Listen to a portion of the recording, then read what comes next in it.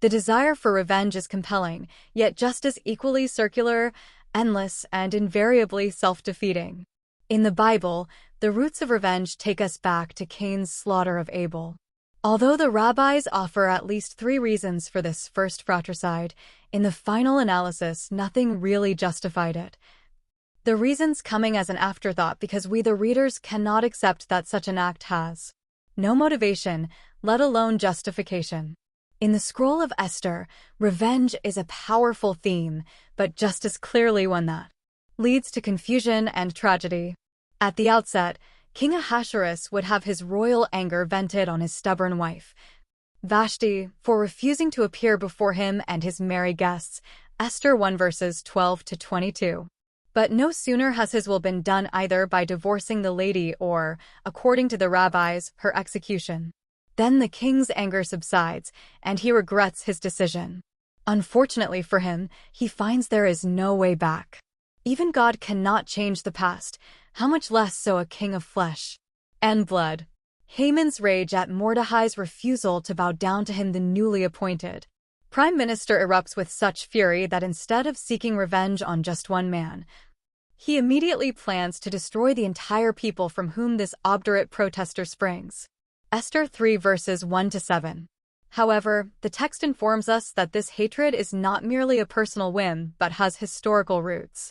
For Haman is the son of Hamdata the Agagite, Ibid 3:1, thus linked to the enemy of Saul and, farther back yet, to the vicious Amalek who attacked the recently released Israelite slaves from Egypt.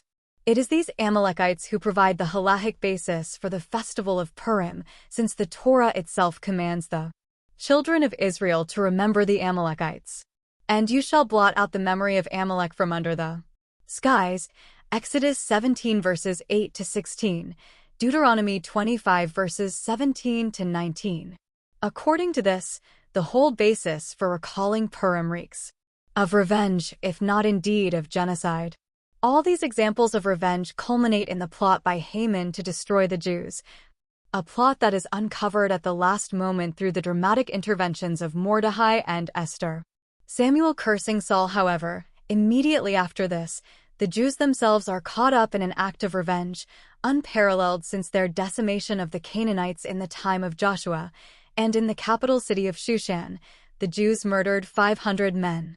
Esther 9 verse 6, and also the 10 sons of Haman, Ibid 12.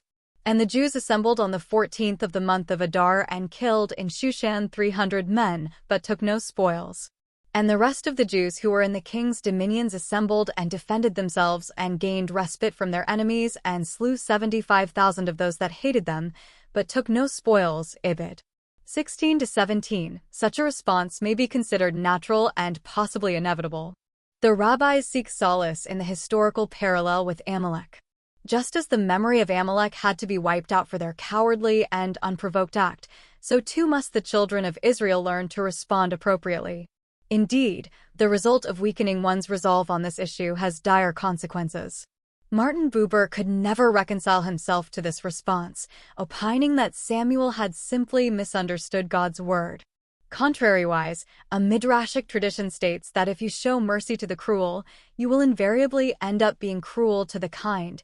Kohelet Rabbah 7:36. Another way the sages responded to the Scroll of Esther was to ignore it.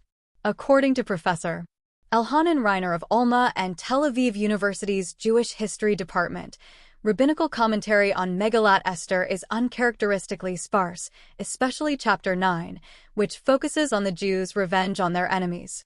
This is a sign, says Reiner, that the rabbis were uncomfortable with the subject and sought to ignore or neutralize it.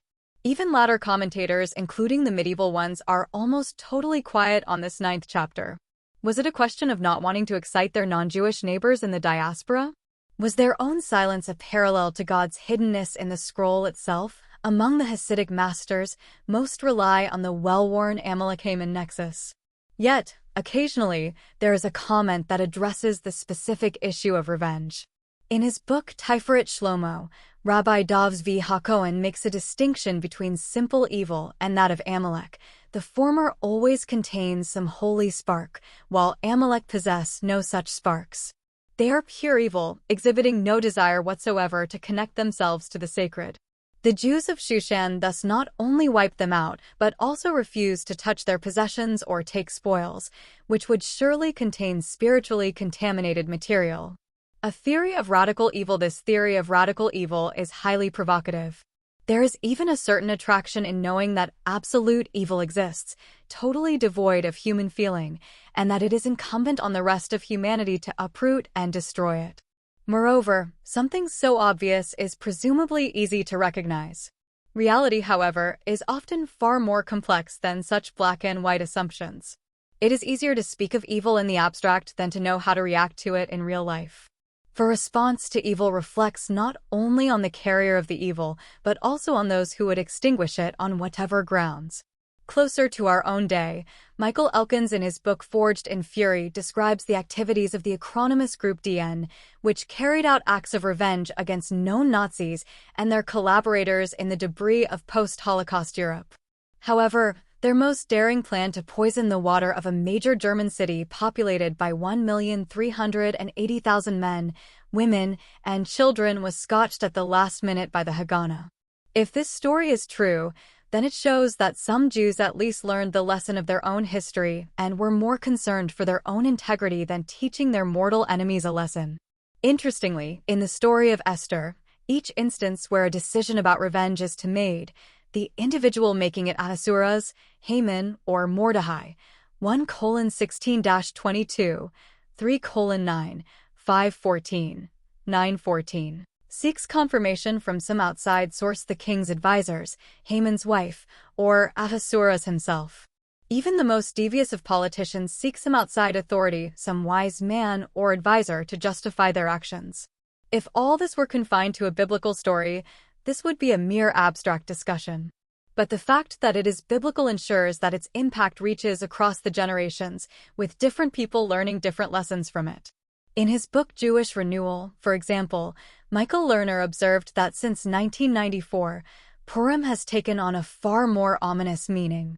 On that Purim, Baruch Goldstein entered the mosque inside the cave of the patriarchs in Hebron and gunned down 29 praying Muslims. Noting that the extremists who supported this act quoted precisely the passages about Amalek and chapter 9 of the Scroll of Esther, Lerner observed that the biblical passage does not order the blotting out of Amalek, but only the memory of Amalek. And where does that memory live? Precisely in our tendency to act out on others what was done to us. The memory remains with us as long as it is unconsciously shaping our actions.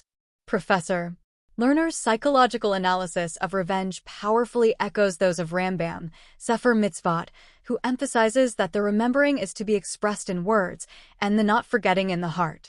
Rabbi Shimson Raphael Hirsch, too, in his comments on the Amalek passages in the Bible, interprets the remembering of Amalek as meaning never repeating their cruelty.